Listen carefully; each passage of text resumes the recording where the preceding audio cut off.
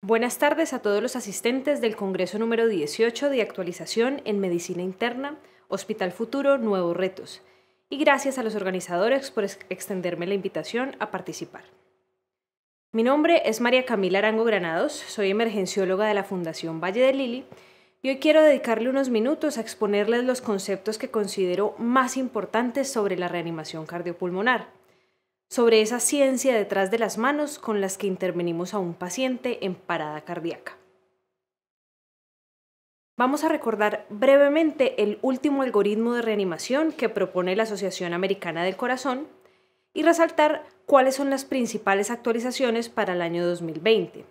Después, hacer un recorrido sobre el fundamento de las recomendaciones principales, mencionar las estrategias en desarrollo y recorrer un poco la información disponible sobre los métodos de pronóstico neurológico en quienes logran el retorno a la circulación espontánea. Entonces, empecemos por recordar qué nos dice el algoritmo de reanimación que por tantos años hemos estudiado. En primer lugar, una vez reconocida la ausencia de pulso central, cuya presencia debe buscarse por no menos de 5 y no más de 10 segundos, la primera intervención es iniciar las compresiones torácicas, suministrar oxígeno y encender el monitor y desfibrilador. Inmediatamente después procedemos con la identificación del ritmo, lo que nos va a dividir el algoritmo en dos. En el primer escenario de los ritmos desfibrilables, fibrilación ventricular y taquicardia ventricular sin pulso, la acción subsiguiente es administrar una descarga eléctrica para posteriormente retomar las compresiones torácicas por 2 minutos mientras se procura establecer un acceso venoso. Luego seguimos con una nueva verificación del ritmo y en caso de que persista un trazado desfibrilable, administramos una segunda descarga. Continuamos con las compresiones torácicas, en este momento iniciamos adrenalina endovenosa 1 miligramo cada 2 a 3 minutos y consideramos el manejo avanzado de la vía aérea.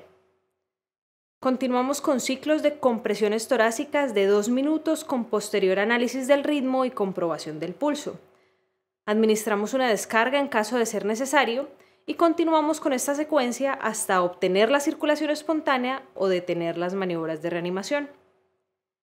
Este algoritmo nos propone adicionalmente que en caso de ritmos desfibrilables refractarios a la terapia eléctrica, es decir, aquellos que persistan después de 3 descargas, podremos considerar antiarrítmicos como amiodarona o lidocaína endovenosa.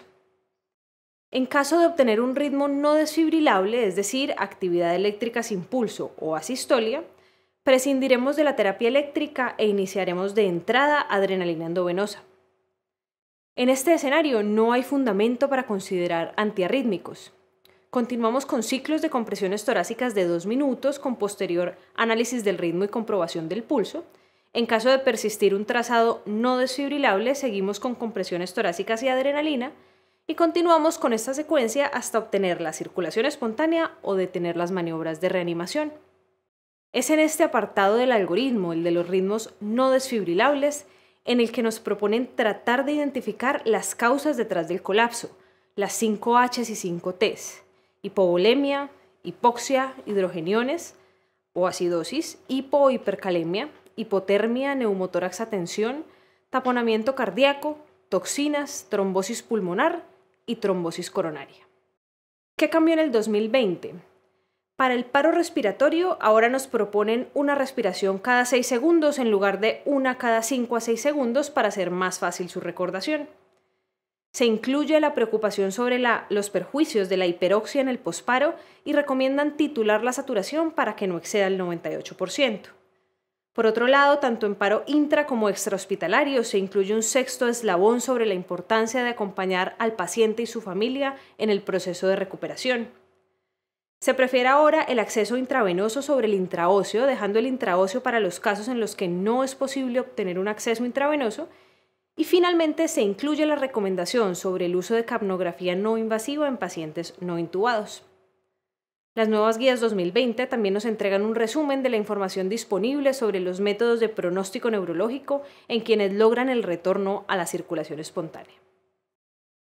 Pero en este mar de recomendaciones no debemos olvidar lo fundamental, pues hasta ahora ha sido y creo seguirá siendo la prioridad 1 para el paciente: comprimir y desfibrilar.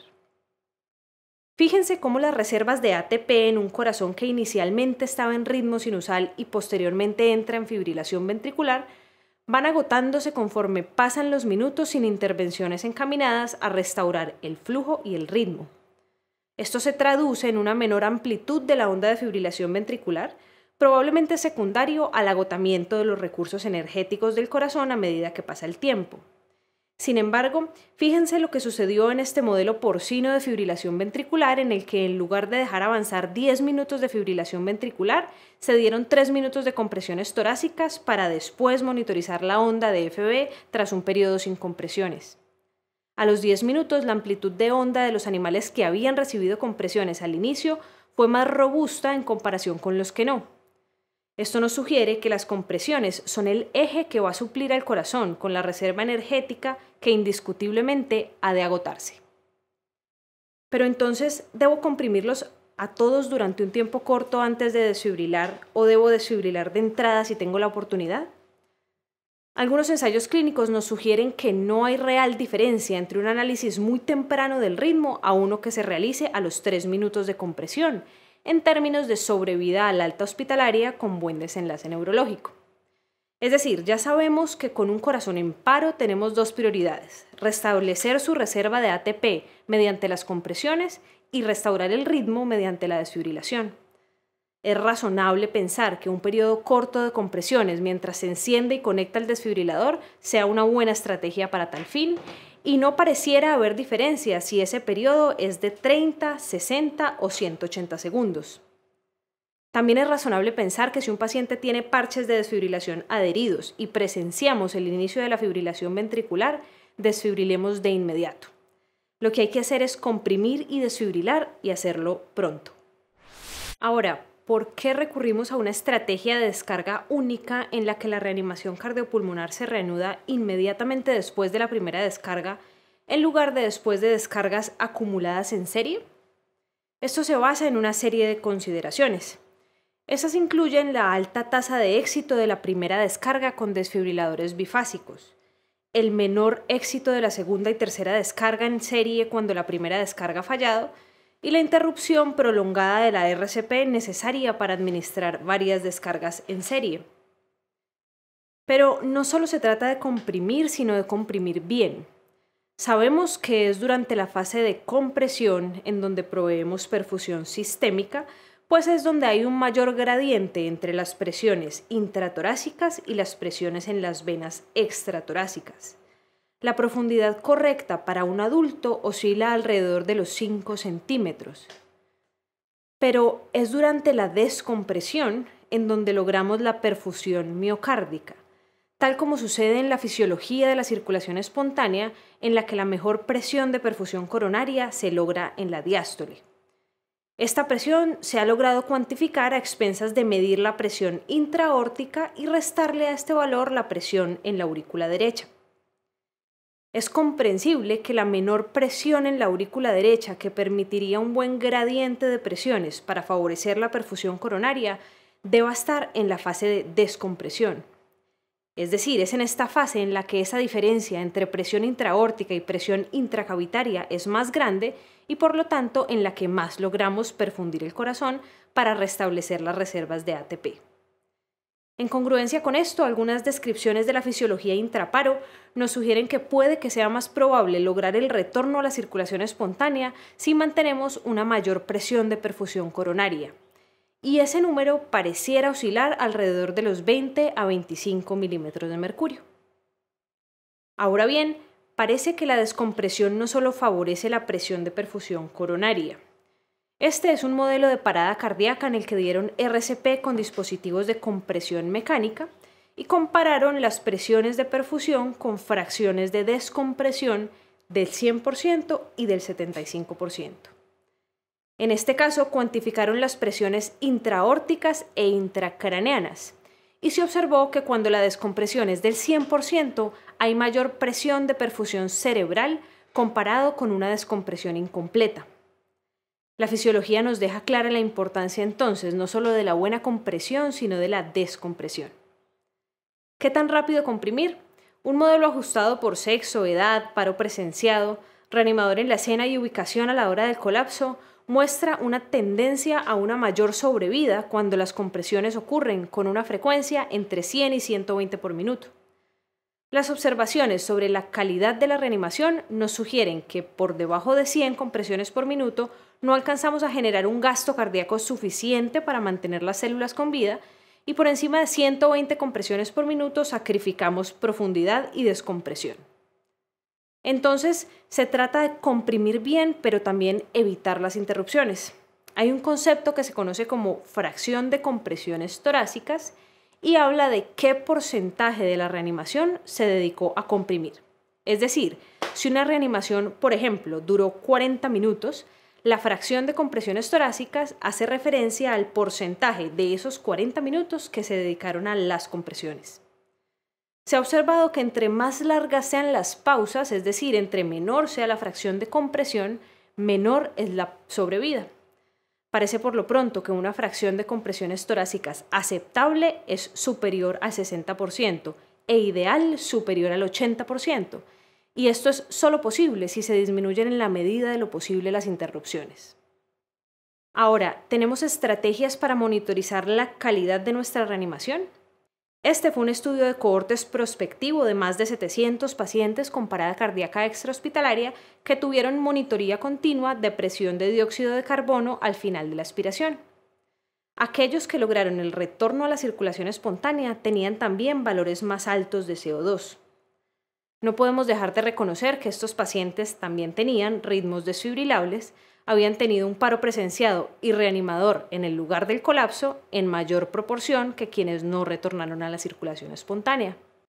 Pareciera que el valor que mejor valor predictivo negativo tiene para predecir el retorno a la circulación espontánea oscila alrededor de los 10 milímetros de mercurio, particularmente cuando se sostiene por más de 10 minutos.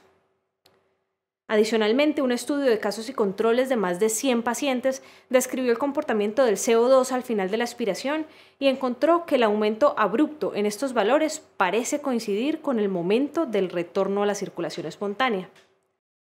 Mucho se ha descrito sobre el CO2 al final de la aspiración y su papel como marcador subrogado del gasto cardíaco.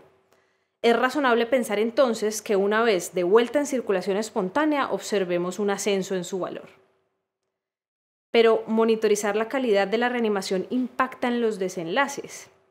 A la fecha contamos con este estudio observacional analítico que a través de un análisis de propensión sugiere que quienes retornan a la circulación espontánea tienen mayor probabilidad de haber sido usuarios de estas estrategias, sin lograr describir diferencias en la sobrevida al alta hospitalaria o la sobrevida con buen desenlace neurológico. ¿Qué estrategias están en desarrollo? Una de ellas es la desfibrilación secuencial doble, que consiste en la administración sucesiva de dos descargas separadas por milisegundos con ubicaciones diferentes de los parches, bajo la creencia de que la primera descarga reduce el umbral de desfibrilación, que luego aumenta el éxito de la segunda descarga en los miocitos fibrilantes restantes. Existe evidencia limitada sobre esta estrategia. Algunos reportes de caso han mostrado buenos resultados, sin embargo están sujetos al sesgo de publicación y no son suficientes para respaldar su eficacia. Algunos estudios observacionales no demostraron diferencias en desenlaces relevantes en comparación con la desfibrilación estándar. Estos estudios también deben interpretarse con cautela porque en ellos el uso de la desfibrilación secuencial doble no estaba protocolizado y a menudo se utilizaba al final de la reanimación después de que la reanimación estándar no tuviera éxito. Estos reportes tampoco distinguen entre la FB verdaderamente refractaria a las descargas y la fibrilación ventricular que se repite durante el periodo de RCP después de que ya ha habido una descarga exitosa, y este último es realmente el escenario clínico más común. Quedan sin respuesta una serie de preguntas sobre la desfibrilación secuencial doble, incluida la sincronización entre descargas, la colocación de los parches, la técnica y la posibilidad de hacer daño con un aumento en la cantidad de energía. ¿Qué hay hasta ahora sobre RCP mecánica? A la fecha hay 4 ensayos clínicos controlados: Aspire, CIRC, Paramedic y LINC, que han intentado responder la pregunta sobre su utilidad. Hasta el momento no se ha logrado describir una diferencia en la supervivencia al alta hospitalaria y hay controversia sobre su papel en la supervivencia con buen desenlace neurológico. Con la información que tenemos hasta ahora, el uso de dispositivos de RCP mecánicos por parte de personal capacitado podría tener un beneficio en entornos donde las compresiones manuales confiables y de alta calidad no son posibles o pueden causar riesgo al personal. En cuanto al manejo farmacológico, hay un ensayo clínico controlado en Grecia que investigó el papel de la terapia combinada con adrenalina, vasopresina y metilprednisolona y encontró una mayor probabilidad de retorno a la circulación espontánea, mayor a 20 minutos y sobrevida al alta con buen desenlace neurológico. Es una estrategia llamativa, sin embargo, por el momento es un reporte con pocos pacientes y en un único centro. Hay un ensayo clínico controlado en curso que tratará de aclararnos el papel de esta intervención. Para terminar, no quiero dejar de mencionar de forma sucinta las herramientas que se han explorado para tratar de predecir el desenlace neurológico en un paciente que retorna a la circulación espontánea. Hay varias herramientas descritas hasta el momento, pero es importante conocer e incorporar las posibles fuentes de error en cada una de ellas. Por ejemplo, fíjense cómo los reflejos pupilar y corneal en el mismo momento del retorno a la circulación espontánea no tienen un buen rendimiento para predecir desenlaces neurológicos. Este rendimiento parece ser mejor cuando se incorpora a las 72 horas del retorno a la circulación espontánea o del recalentamiento. La respuesta motora tiene una tasa de falsos positivos tan alta que en el momento no es recomendable utilizarla como estrategia de pronóstico. En cambio, el estatus mioclónico, tanto en las primeras 24 horas del retorno a la circulación espontánea como a las 72 horas, tiene un OR alrededor de 21 y especificidades hasta del 100% para predecir un pobre desenlace. Cuando se cuenta con monitoría electroencefalográfica, el estado epiléptico persistente y los fenómenos de estallido-supresión, ambos a las 72 horas, parecen tener también buena especificidad. Finalmente, también se ha hablado sobre el papel de las neuroimágenes. En las primeras 24 horas, la relación sustancia gris-sustancia blanca, evaluada por tomografía, es una de las propuestas prometedoras. Se ha hablado también sobre las secuencias de difusión en resonancia magnética después de las primeras 24 horas y hasta ahora hay indicios de su posible papel predictor. Hay mucho por descubrir y describir, sin embargo, con esta imagen podemos entender que el pronóstico neurológico incorpora múltiples pruebas diagnósticas que se sintetizan en una evaluación multimodal integral y pareciera ser más apropiado evaluarlas al menos 72 horas después del regreso a la normotermia y con la sedación y analgesia tan limitadas como sea posible. En conclusión, la reanimación cardiopulmonar sigue teniendo como eje las compresiones de alta calidad y la desfibrilación temprana.